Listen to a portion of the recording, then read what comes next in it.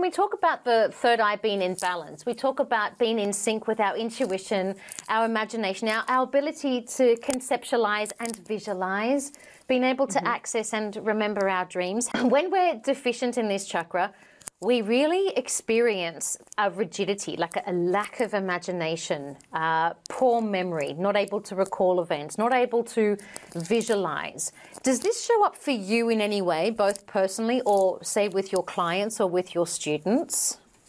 Okay, for me personally, it does show up when I'm overworked or stressed. We're human, right? We go through ups and downs. And when I'm stressed or going through a challenging time, I have to be extra vigilant in my discipline of grounding and meditations. If I stray off it, I can definitely tell you my third eye chakra can go out of balance, can go out of whack. And then I have to do some work to get it back on track. So for me, some signs for myself that I'm starting to slip is my breath starts to become shortened. So I'm breathing basically just in the upper chest, and I'm a belly breather. So my breath usually goes down to the belly. And I start to get slight anxiety. There's a difference between nervousness and anxiety. Like the body still releases similar hormones, but it's where our thought processes go with nerves and anxiety. So with nerves, we might be able to calm ourselves down, and so it doesn't increase. With anxiety, when it's on a run, we'll start churning the thinking treadmill. And the stewing on things, right? Yeah. So that's the treadmill of just like what's going on, why am I like this? And they're not productive questions that we actually ask ourselves. They're not supportive, actually take us more into that state. So I'm very quick at catching my internal dialogue or my self-talk to myself to bring it back on track. That's another big key in staying balanced with your third eye chakra.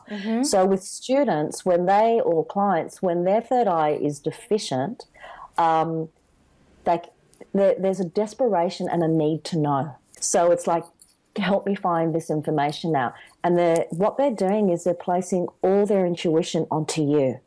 What's the answer? Plugging into an external source instead of their own wisdom. Yeah, which is not necessarily a supportive way in teaching someone how to manage their emotions or third eye chakra themselves. So we basically get them into the grounding state, and then I'm really asking them questions of what they're sensing in their bodies. And then they start to become consciously aware of whether there's tension, there's any tightness, ask them to describe it in colours, sounds, textures, temperature. So we get really descriptive of what the senses are. And then as we connect and identify them, then the third eye seems to move into alignment. That's a really basic exercise that I get people to do until they can manage that on a regular basis on their own. And then what about the other extreme, when we're excessive? Because in the third eye, when we are excessive, we're prone to either being that person or attracting someone who gets prone to obsessions or delusions or even nightmares.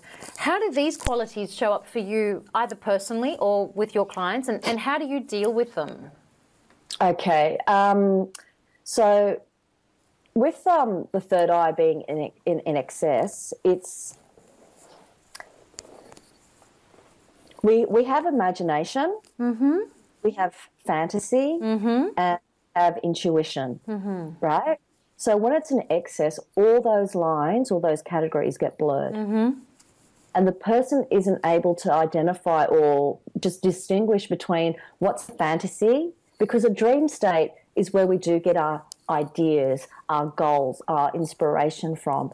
But if we don't get any motivation from it afterwards, that leads into action, it stays in fantasy. Fantasy isn't conducive. It's not healthy. If we can't realize it's not our reality, and we sit between the two realms. So basically, they're stepping out of their body again, and we need to get that person grounded. So whether you're deficient or in excess energy in your third eye chakra, you need to bring your energy all the way back home, which is up. And that's the start of it. Learning to come home to ourselves. Yeah, exactly.